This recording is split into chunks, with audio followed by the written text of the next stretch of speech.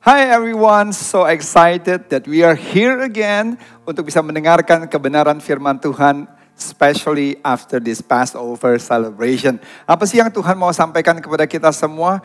Ada 3 must, ada 3 hal yang harus kita lakukan. Dan kalau kita lakukan ini, wow, amazing. Bukan hanya kita bisa menjadi berkat buat banyak orang, tapi kita juga akan diberkati. Let us pray. Dalam nama Tuhan Yesus kami berdoa, Tuhan berikan hikmat kepada kami semua. Kami bisa menjadi murid yang baik, bisa menjadi pendengar yang bisa menyerap setiap isi hati Tuhan. Dan firman Tuhan memperlengkapi hidup kami dan kami bisa melakukan kebenaran firman Tuhan. Sehingga banyak orang diberkati dan Tuhan diberkati. Dalam nama Tuhan Yesus kamilah berdoa dan mengucap syukur. Amen. Alright. Saudara terkasih bahwa Tuhan punya rencana yang luar biasa. God has a great purpose untuk setelah kita merayakan Easter, Paskah, Good Friday, Jumat Agung atau Passover celebration. Nah kita mau mulai, saudara pernah ingat di tahun 2004 ada satu film yang menghebohkan dunia. Yaitu judulnya The Passion of the Christ. Direkturnya, produsernya adalah seorang yang sangat dikenal juga namanya Mel Gibson. Pada saat waktu itu, film itu budgetnya cuma hanya $30 juta. Tapi film itu bisa sampai mencapai income lebih dari $600 juta. Wow, di dalam film itu kita belajar, dikasih lihat bagaimana perjalanan Yesus mulai dihakimi, terus kemudian sampai memikul salib, sampai mati di atas kayu salib. Tapi di situ kita bisa melihat bagaimana pengorbanan Yesus. Sehingga akhirnya kita sebagai orang percaya bisa diselamatkan dan bisa memperoleh janji Tuhan. Memperoleh hidup yang kekal. Artinya hidup selama-lamanya. Hidup di dunia, waktu menghembuskan nafas yang terakhir, kita bisa ada bersama dengan Tuhan di surga. We can live forever because of Jesus. Kita bisa hidup selamanya karena kematiannya, karya kematiannya di atas kayu salib. Dan karena itu film The Passion of the Christ itu membuat kehebohan buat seluruh dunia, saudara. Ini berbicara bahwa Tuhan itu bisa bekerja, berkarya dengan cara-cara yang ajaib. Tiba-tiba Jesus is everywhere in the media. Kalau di Amerika hampir di semua stasiun TV. Masuk di majalah juga ke Time Magazine, ABC, Fox News. Terus kemudian orang-orang mulai membicarakan kehidupan setelah kematian. Mereka bicara di sekolah, di kantor-kantor, dan di mana-mana. Everyone is talking about this movie. Dan mereka lebih terbuka untuk berbicara bukan soal gerejanya, tapi berbicara mengenai Tuhan. Mereka berbicara mengenai kehidupan berdoa, kehidupan life after death. Kehidupan setelah kematian bagaimana? Mereka berbicara mengenai forgiveness, bicara mengenai pengampunan. Tetapi berapa lama? Kadang-kadang itu bisa menjadi sebuah tren saja. Dan benar, setelah 2004, 2005, dan 2006, tidak lagi terlalu banyak yang membicarakan about Jesus. Karena daripada itu, saudara, this is the time. Bukan besok, bukan minggu depan, today, setiap hari. Kita diberikan kesempatan setelah kebangkitan Tuhan Yesus. Kita bisa melihat bahwa wow, murid-murid Yesus dan semua orang on fire. Mereka memberitakan tentang kebangkitan Tuhan Yesus. Memberitakan tentang kabar sukacita. Memberitakan mengenai pengampunan. Memberitakan mengenai janji-janji Tuhan. Karena itu ada 3 hal yang kita akan pelajari hari ini yang harus kita lakukan. Again, 3 must. Again, 3 must. 3 hal yang harus kita lakukan. Yang pertama, kita harus hidup semangat untuk Tuhan dan juga untuk kehidupan sehari-hari. Kedua, kita harus hidup untuk menceritakan kebaikan Tuhan. Ketiga, kita harus hidup dengan mengasihi sesama apa adanya. Oke, let's go to number 1. Hidup dengan semangat untuk Tuhan dan juga untuk sehari-hari. Di dalam Filipi 3 ayat 7-8, Paulus berbicara seperti ini. Apa yang dahulu merupakan keuntungan bagiku, sekarang kuanggap rugi karena Kristus. Malahan segala sesuatu kuanggap rugi karena pengenalan akan Kristus Yesus, Tuhanku lebih mulia daripada semuanya. Oleh karena dialah aku telah, Paulus berkata, melepaskan semuanya itu. Dan menganggap sampah supaya aku bisa memperoleh Kristus. Di Filipi 3 ayat 12-14, khususnya di ayat 13 dikatakan, saudara-saudara aku sendiri tidak menganggap bahwa aku telah menangkapnya, tapi ini yang aku lakukan. Dengarkan baik-baik. Paulus berkata, aku melupakan apa yang telah di belakangku dan mengarahkan diri kepada apa yang ada di hadapanku. Dan saudara kasih lihat, hidup semangat untuk Tuhan yaitu berlari-lari kepada tujuan untuk memperoleh hadiah, yaitu panggilan sorgawi dari Allah dalam Kristus Yesus. This is what we call passion. Semangat. Rasul Paulus di dalam ayat 13, Filipi 13 tadi berkata, Filipi 3 ayat 13 berkata, aku melupakan yang lama untuk bisa mengejar satu hal yang di depan. Dan kemudian di ayat 8 Filipi 3 dikatakan, I was willing to give up everything for the sake of Christ. Aku melepaskan segalanya. Wow. Kalau ini bukan passion, saya nggak tahu lagi mau bicara seperti apa. Rasul Paulus yang punya jabatan, punya segala-galanya. Mel Gibson juga punya passion untuk membuat movie dengan judul The Passion of the Christ. Ini bicara apa? Passionnya Tuhan Yesus untuk menyelamatkan umat manusia, tapi buat Mel Gibson itu merupakan passionnya untuk buat movie. Dan kemudian waktu bicara di interview, Mel Gibson berkata demikian. There is no greater hero story than this one. Sekali lagi. There is no greater hero story than this one. About the greatest love one can have, which is to lay down one's life for someone. The passion is the biggest adventure story of all times. I think it is the biggest love story of all times. God becoming man and man killing God. There is no action, nothing is. Saudara kasih, tidak ada lebih cerita mengenai kasih yang luar biasa. Di mana Tuhan menjadi manusia, tapi manusia membunuh Tuhan. Tapi Tuhan mau menyelamatkan kita dengan kasihnya, kita yang berdosa ke Tuhan yang sempurna, yang tidak kekurangan sama sekali. Karena itu film The Passion of the Christ itu membangkitkan semangat setiap orang kembali kepada kasih yang mula-mula, untuk mencintai Tuhan lagi, punya passion lagi. Saya mau tanya sama saudara, what is your passion? Karena saya percaya setiap kita punya passion untuk melakukan sesuatu, yaitu mungkin sport, hobi kita. Ada yang suka punya passion shopping, decorating, gardening, nonton TV. Ada yang punya passion makan, punya passion nonton film, berburu, memancing, gardening, atau olahraga apa? Golf, baseball. Ada seseorang yang melakukan olahraga bass fishermen. Arkansas Bass Fishermen adalah seorang yang kumpulan orang-orang yang sangat terkenal, yang punya passion untuk mancing ikan bass. Dan kemudian pada saat waktu itu dia mendengar bahwa ada satu komunitas yang melakukan bukan night ride sepeda tapi night fishing. Dan kemudian karena dia suka hobi untuk mancing seperti itu dan dia mau ikut komunitas tersebut. Dan benar waktu dia ikut komunitas itu orang rame-rame memancing pada malam hari. Dan satu malam dia bisa mendapatkan ikan lebih dari 100 ikan. Dan di situ adalah memecahkan rekor siapa yang bisa mendapatkan paling banyak dan bisa bertahan berapa lama. Dan dia bisa bertahan 40 hari, saudara. Memancing satu hari bisa rata-rata 100 ikan. Dan dia katakan dia kehilangan berat badannya hampir lebih dari 10 kilo selama 40 hari. Dan dia menikmati itu. Well, that is passion. Saudara punya passion di dalam kehidupan saudara sehari-hari secara horizontal. Tapi saudara punya passion gak secara vertikal for the Christ? Karena banyak orang, kalau untuk secara vertikal, mereka udah gak terlalu punya passion. Kalau saudara benar-benar percaya kepada Yesus Kristus, saudara percaya bahwa dia anak Allah, Kalau saudara sungguh-sungguh percaya bahwa dia satu-satunya Tuhan dan Juru Selamat di dalam kehidupan kita.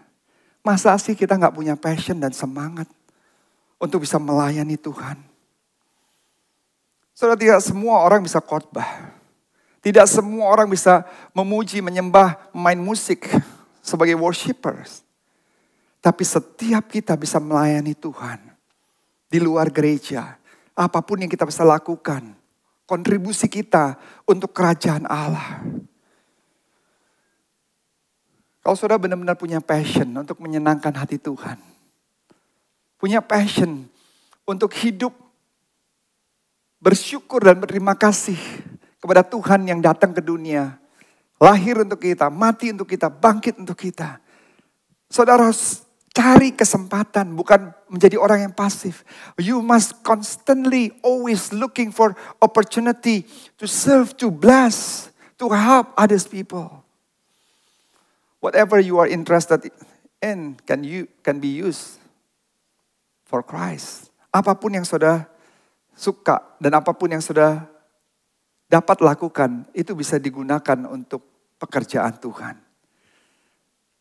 Kayak misalnya orang-orang yang punya passion behind the scene, untuk bagian production, multimedia, untuk bisa mendukung acara JC Online ini bisa tertayangkan dengan baik, secara excellent, di YouTube channel, atau Zoom Live, atau misalnya pada hari Minggu untuk lighting, operator, dan banyak lagi usher, dan itu di dalam gereja dan ada lagi di luar gereja. Ada seorang pemburu yang rajin namanya Ron Brandt. Pada saat waktu itu dia diundang sama temannya untuk datang ke sebuah perkumpulan para pemburu-pemburu. Ada pemburu anjing, pemburu burung, pemburu ikan. Dan waktu dia datang ke hutan, lihat perkumpulan lagi heboh, pada saat itu berkerumun dengan gaduh suaranya. Dia memikirkan pasti nih orang-orang sambil kumpul semua minum bir, terus kemudian cursing each other. Tapi pada saat waktu dia datang di kerumunan yang gaduh tersebut, dia begitu kaget. Ternyata orang-orang ini kan kadang-kadang ada mulai berbual, bicara besar, saling menyombongkan, saya punya lebih, saya bisa begini dan begitu. Seperti orang-orang di luar sana. Ternyata waktu dia masuk dalam komunitas itu dan di tengah-tengah mereka dia begitu kaget. Ternyata orang yang dia pikirkan, para pemburu-pemburu yang pasti akan sombong-sombong, yang pasti akan bicara ini, keegoisannya dan lain sebagainya, keangkuhannya. Ternyata semua punya satu benang merah yang sama. Mereka semua adalah fisher of men. Mereka semua bicara mengenai bagaimana mereka bisa efektif untuk bisa menjadi pemenang jiwa. Dan mereka gak ada yang minum, gak ada yang mabuk-mabukan, gak ada yang rokok, gak ada yang saling cursing each other. Dan saat itu dia benar-benar menyadari bahwa dia tidak memiliki apa yang mereka miliki. Ada kekosongan di dalam hatinya. Dan akhirnya 3 bulan setelah pertemuan itu, dari yang tidak pernah ke gereja, dia terima Yesus sebagai Tuhan dan Juru Selamat. Dan saat ini Ron bukan hanya terima Yesus, dia menjadi seorang pastor di Baptist Church di Georgia. Dia bahkan juga saat ini membuat pertemuan tahunan, annual Wild Game Dinners. Bahkan saat ini pertemuan bulanan yang seperti yang membuat dia akhirnya terima Yesus, dia buat dengan acara yang sama. Dan saat ini setiap tahun dihadiri hampir lebih dari 3.500 orang. Dan di dalam setiap pertemuan tersebut ditantang untuk terima Yesus. Dan rata-rata yang terima Yesus lebih daripada 200 orang. Wow. Listen carefully. Almost anything, any passion, any hobby, any talent, any interest can be used for Christ if we are passionate enough. Apapun yang saudara lakukan, talenta saudara, hobi saudara, passion saudara bisa dipakai Tuhan untuk bisa menjangkau jiwa-jiwa. Untuk kemuliaan bagi nama Tuhan. Saat ini kita tahu yang namanya relevant evangelism. Penginjilan yang relevan. Salah satunya seperti apa yang saudara nikmati saat ini. Bisa mendengarkan khotbah-khotbah di YouTube. Atau melalui Zoom Live. Dan melalui sosial media, digital platform, kita bisa maksimalkan semua untuk bisa memperkenalkan Kristus tanpa batas di seluruh ujung pelosok dunia. Bahkan firman Tuhan berkata, biarlah roh kita terus menyala-nyala dan layanilah Tuhan. Patricia Heaton adalah seorang aktris dan komedian yang dikenal karena etos kerjanya. Sejak masih belajar sebagai mahasiswa, Patrice dikenal sebagai seseorang yang sangat sungguh-sungguh ketika dia dipercayakan untuk memerankan sebuah peran. Setelah lulus dari kuliah pun dia tidak langsung mencari pekerjaan dengan mengikuti casting seperti yang dilakukan banyak teman-temannya dari jurusan drama lainnya. Sebaliknya Patrice justru memutuskan untuk memperlengkapi dirinya dengan belajar dari seorang guru drama yang sangat dikenal yang namanya William Esper. Di universitas, Patrice belajar mengenai teori drama. Tapi dengan William Esper, dia belajar mengenai tips-tips praktikal, bukan lagi teori. Dan juga belajar dari pengalaman seseorang yang terjun langsung di bidang acting. Lihat nih, ini orang yang punya passion. Ini saya mau bicara yang horizontal terlebih dahulu. Hasilnya tanpa mengikuti banyak casting, justru Patricia bisa mendapatkan peran yang bagus karena ada seseorang casting director yang melihat etos kerja dan potensi yang dia miliki. Sampai saat ini Patricia dikenal sebagai seorang aktris yang selalu semangat dalam memerankan sebuah peran. Bahkan dia berhasil memenangkan 3 Emmy Award sepanjang karirnya.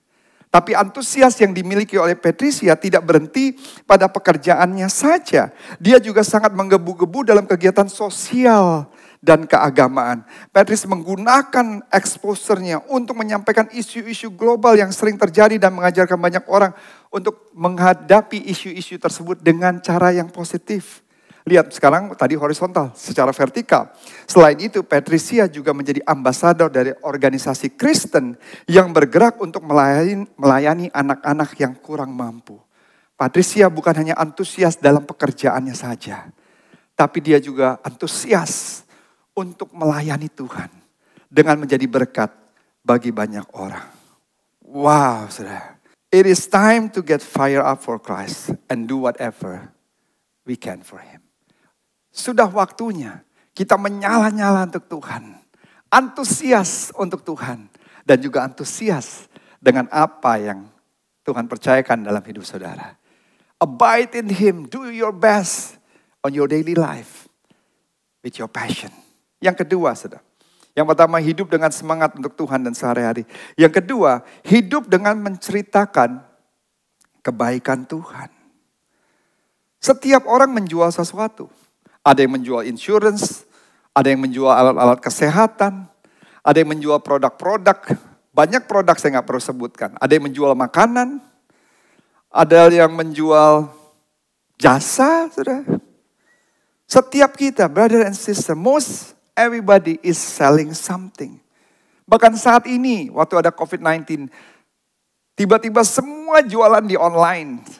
Semua punya toko, lebih mudah untuk punya toko. Nggak perlu punya modal besar. Semua bisa jualan, jualan servis, jualan barang-barang, apa saja, saudara. Tapi apakah banyak orang yang menjual, selling the Lord Jesus Christ to others? Apakah banyak orang yang memperkenalkan Kristus dengan menceritakan kebaikan Tuhan atas kehidupan kita? John Mary, the Englishman, dia bukan orang Kristen. Dia bukan orang percaya. Dia berkata seperti ini. If I believe that Jesus Christ was the Son of God and my Savior, I will never write or talk anything else. Dia bilang, kalau saya nih percaya sama Yesus Kristus sebagai Tuhan dan Juru Selamat dalam hidup saya nggak perlu bicara banyak hal tentang yang lain. Artinya dia pasti akan membicarakan banyak tentang Yesus Kristus. Tapi ironisnya, kita percaya dengan Yesus Kristus sebagai Tuhan dan Juru Selamat dalam hidup kita. Tapi kita lebih banyak bicarakan tentang hal lain. Dan jarang sekali, bahkan sama sekali tidak pernah bicara tentang Kristus. Padahal kita percaya Dia satu-satunya Tuhan dan Juru Selamat dalam hidup kita. We need to be selling Jesus Christ to people. Roma 1 ayat 14-16 dikatakan, Sebab aku mempunyai keyakinan yang kokoh dalam Injil. Karena Injil adalah kekuatan Allah yang menyelamatkan setiap orang yang percaya. Pertama-tama orang Yahudi tapi juga orang-orang Yunani. Di 2 Timotius 2 ayat 24-25 dikatakan harus, karena itu seorang hamba Tuhan tidak boleh bertengkar, harus ramah terhadap semua orang, harus cakap mengajar, sabar, dengan lemah lembut dapat menuntun orang yang suka melawan. Artinya saudara, ini gereja mula-mula. Mereka tahu bahwa Yesus Kristus satu-satunya Tuhan dan Juru Selamat dalam kehidupan mereka. Sehingga sehari-hari mereka terus mengajar, menuntun orang dengan sabar. Dengan sopan. Supaya orang-orang yang tadinya tidak mengenal Kristus, yang sempat mundur kembali ke jalur yang benar. Saudara kasih, ada kalimat berkata demikian. People don't care how much we know until they know how much we care. Orang gak peduli, saudara tahu berapa banyak tentang Alkitab. Sampai mereka tahu bahwa saudara benar-benar peduli dengan orang tersebut. Satu-satunya cara, the only way to preach Christ to people is by showing first of all that we truly care about them. Satu-satunya cara untuk bisa berkhotbah dengan baik, yaitu kita harus buktikan dulu bahwa kita peduli dengan orang tersebut. We must be friend with people. Kita harus bergaul dulu, berteman dengan orang ini. Benar-benar care for people, love the people. Dan dengan waktu yang tepat, kita bisa menceritakan kebaikan Tuhan. Jangan juga kebablasan berteman, bergaul tapi gak pernah cerita tentang Kristus. It's time to preach Christ in a loving and humble way. Sudah waktunya untuk menceritakan kebaikan Tuhan. Bagaimana Tuhan pelihara kehidupan kita. Dan saudara terkasih, saya mau cerita mengenai yang namanya Baker Nelson. Baker Nelson adalah seorang mahasiswa yang sekolah di North Carolina State University. Selain dia seorang mahasiswa, Nelson juga bergabung dalam tim baseball di university tersebut. Nelson bergabung dengan tim baseball bukan hanya karena dia memiliki bakat dan potensi yang besar sebagai seorang atlet saja. Bukan saja karena dia menyukai baseball, tapi di sebuah wawancara yang dilakukan Sports Spectrum, Baker melihat baseball sebagai cara yang tepat bagi dirinya untuk bisa memperkenalkan Tuhan Yesus Kristus kepada teman-temannya. Usai college merupakan sebuah fase dalam kehidupan seseorang di mana mereka akan mencoba hal-hal yang baru yang sebenarnya bukan hal yang baik untuk dilakukan. Terutama jika anak-anak tersebut merupakan anak-anak yang populer karena hebat dalam olahraga. Jadi Nelson beranggapan bahwa penting sekali untuk teman-temannya juga bisa dilengkapi dengan fondasi yang tepat di dalam hidup mereka. Yaitu pengenalan akan Tuhan Yesus Kristus. Saudara bisa bayangkan di ruang tunggu, di bangku cadangan, waktu makan bersama, sebelum dan sesudah pertandingan. Setiap saat Nelson melihat ada kesempatan tidak, punya momentum tidak, untuk melibatkan Tuhan di dalam tim baseballnya. Karena Nelson, banyak teman-temannya pun mulai mencari Tuhan Yesus. Dan memutuskan mengikuti Tuhan Yesus lebih dalam lagi.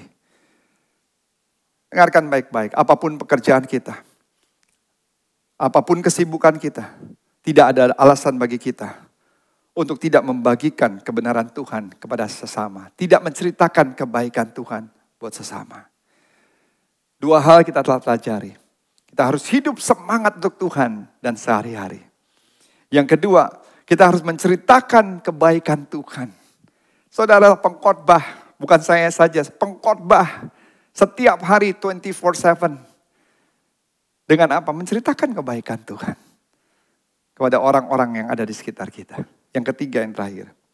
Terima hidup dengan mengasihi sesama apa adanya. Apa adanya, bukan ada apanya. Roma 12 ayat 9-10 dikatakan, love must be sincere. Hendaklah kasih itu jangan pura-pura. Sekali lagi, hendaklah kasih itu jangan pura-pura. Roma 13 ayat 8 dikatakan, janganlah kamu berhutang apa-apa kepada siapapun, tetapi juga hendaklah kamu saling mengasihi. Di bagian pertama, hendaklah kamu jangan berhutang kepada siapapun. Tapi yang paling penting di sini, komanya adalah hendaklah kamu saling mengasihi. Sebenarnya hutang kita kepada Tuhan adalah untuk kita bisa saling mengasihi satu dengan yang lainnya. Karena ada orang yang mengasihi kita sehingga kita berhutang. Dan untuk membayar hutang orang yang mengasihi kita bisa mengasihi semua orang lagi. Bukan hanya karena dia mengasihi kita, terus kita hanya mengasihi orang tersebut. Tidak, karena Tuhan mengasihi kita, tujuan Tuhan di dunia ini kita lahir. Selain kita diselamatkan supaya menyelamatkan, kita dikasihi supaya kita bisa mengasihi sesama. 1 Petrus 4 ayat 7 sampai 8 dikatakan, tetapi yang terutama, kasihilah sungguh-sungguh seorang akan yang lain. Above all, di atas segala-galanya. Love people deeply. This is what all people need. Ini yang manusia butuhkan, adalah kasih, love. Saudara, ada satu di internet sesuatu yang menarik, saudara. Waktu platform untuk cari jodoh. Ada satu wanita kasih kriterianya untuk pasangan yang dia inginkan seperti apa. Saudara tahu, dia tulis seperti ini. saya mencari orang yang atraktif, compassionate, open, sensitive, spiritual. Terus yang bisa jalan-jalan di pantai, yang suka makan dengan candlelight dinner. Terus dikatakan must be vegetarian.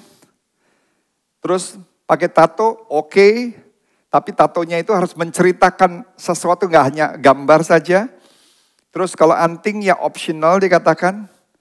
Terus no SUV owners, tidak boleh merokok, no smoker, no drinkers, no drugs, no negative vibes. Seorang yang berpetualangan, adventurous. Orang yang imajinatif, orang yang tulus, sincere, kreatif. Bisa membuktikan bahwa kekayaan yang dia miliki adalah kekayaan yang benar-benar hasil kerjanya dia. Saudara, kriterianya panjang sekali. Untuk dia bisa mengasihi dan mencintai orang tersebut. Saya belum tahu sih ada nggak ya orang seperti ini. Saudara kasih, Tuhan tidak mengajarkan seperti itu. But God wants us to love all people the best we can. Tuhan mau supaya kita mencintai semua orang. The best we can. Yang atraktif, yang menarik, yang tidak menarik. Yang ganteng, tidak ganteng. Yang cantik, tidak cantik. Yang sensitif, yang tidak sensitif. Yang spiritual, yang sama sekali gak rohani. Bukan hanya yang rohani aja yang menjadi teman kita. Yang rohana pun bisa menjadi teman kita.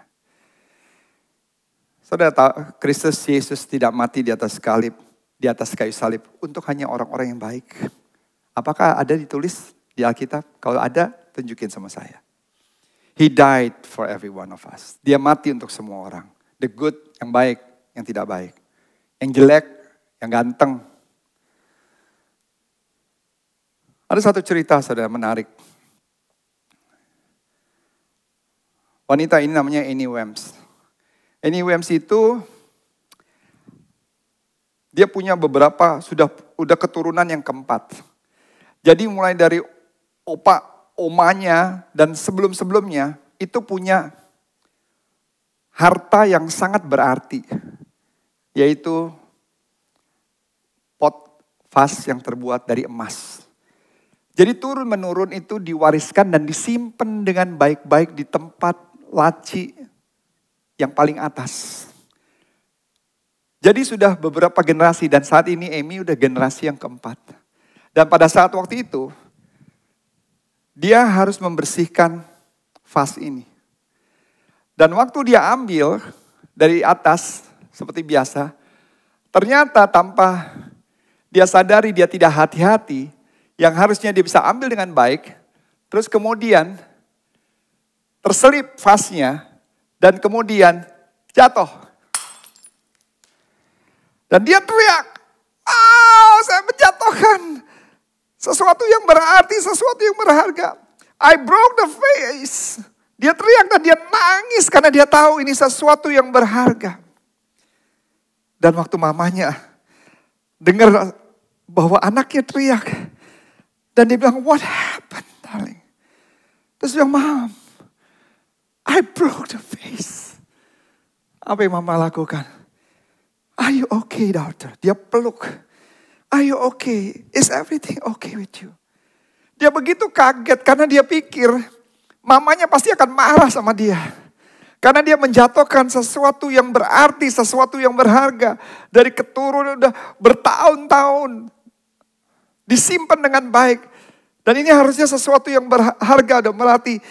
Ini akan mengecewakan semua orang. Tapi mamanya malah peluk dia. Dan berkata, are you okay?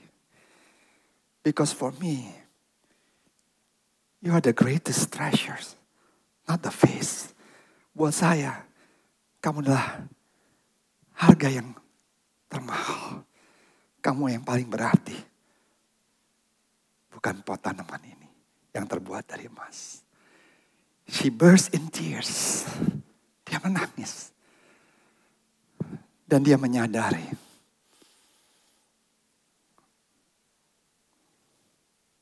bahwa yang paling penting bukan barang, tapi dirinya. Setiap manusia, all human beings, are God's priceless treasure. Saudara dan saya, dimanapun Anda berada. Kita adalah makhluk ciptaan Tuhan yang termulia. Karena itu kita harus mendemonstrasikan kasih yang terbaik satu dengan lainnya. Yesus datang kepada yang buta, kepada yang lumpuh. Ada orang-orang yang jorok, yang menjadi sampah masyarakat. Orang yang kusta. Orang yang disingkirkan. Penjinah. Orang yang serakah. Yesus ada buat mereka. We need His heart. Ryan Hotels. Ada seorang polisi dari New Mexico, Amerika Serikat. Saat dia melakukan pekerjaan dinas bulan September 2017, Ryan menangkap sepasang kekasih kedapatan sedang menggunakan heroin di belakang minimarket. Tapi yang membuat Ryan menjadi khawatir karena sang perempuan itu lagi hamil tua 8,5 bulan. Sedangkan mereka tertangkap basah menggunakan heroin bersama-sama. Dan dia berbicara dari hati ke hati dengan wanita tersebut. Dan setelah dia berbicara dari hati ke hati, semakin dia merasa bahwa Tuhan ingin melakukan hal yang benar. Sebagai polisi dia bertanggung jawab, harus tetap mempertanggungjawabkan, menangkap kedua orang ini. Dan duanya harus dimasukin ke penjara dan direhabilitasi. Tapi bagaimana anaknya sebentar lagi, dalam 2 minggu lagi akan lahir. Dan benar waktu 3 minggu kemudian anaknya lahir, ternyata Ryan sudah diskusi sama istrinya untuk memutuskan untuk mengadopsi bayi dari pasangan tersebut. Bukan hanya mengadopsi. Ryan merasa bahwa Tuhan minta untuk mereka berdua untuk merawat bayi tersebut. Sampai keadaan pasangan tersebut benar-benar dipulihkan. Dan siap kembali menjadi orang tua. Bahkan tidak berhenti di situ juga. Ryan dan istrinya memutuskan untuk mengeluarkan dana dari kantong pribadinya. Untuk membawa pasangan tersebut ke pusat rehabilitasi untuk membantu mereka lepas dari narkoba. Sampai kembali mereka bisa pulih dan kembali lagi diserahkan anaknya untuk mereka besarkan. When I read and listen to their story. Ini sebuah pengorbanan yang luar biasa. Ryan sama istrinya gak kenal pasangan ini. Tapi mereka rela untuk mengadopsi demi menyelamatkan. Bahkan mengeluarkan dari koceknya sendiri. Uang biaya untuk rehabilitasi. Bukannya 1 hari, bukannya 2 hari. Months and years. Sampai pasangan ini bisa pulih lagi. Untuk menjadi orang tua yang layak. Untuk membesarkan anak ini. Wow. 3 mas. Yang pertama. Setelah kebangkitan Yesus, kita harus semangat untuk Tuhan dan hidup sehari-hari. Apa yang Tuhan percayakan. Sebagai ibu rumah tangga, bapak, orang di marketplace, masih sekolah, do your best.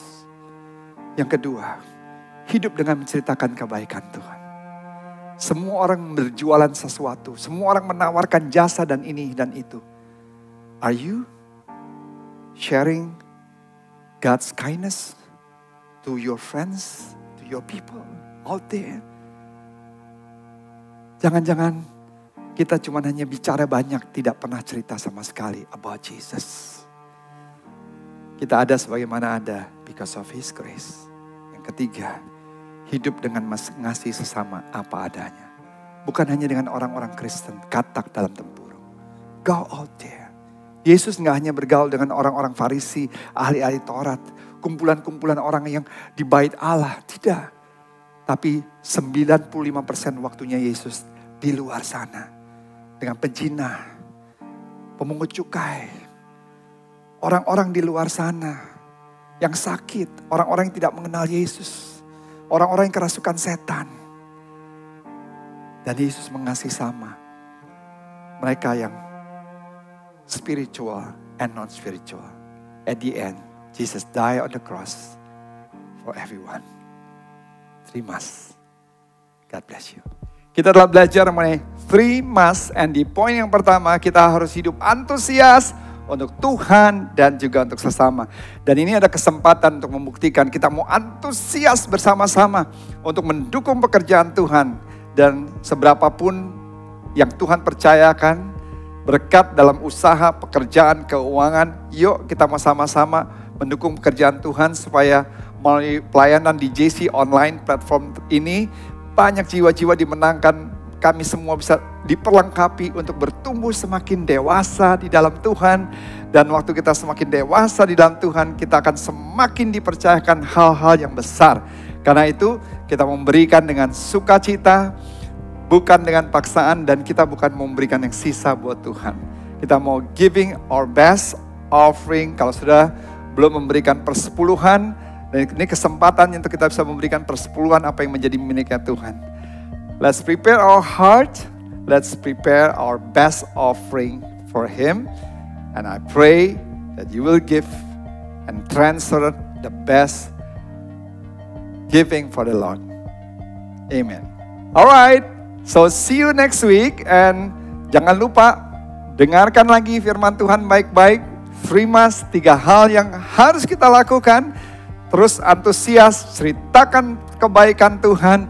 Dan kita percaya waktu kita melakukan semua hal itu, maka Tuhan akan memberkati kita semua. Cannot wait to see you all next week. God bless you.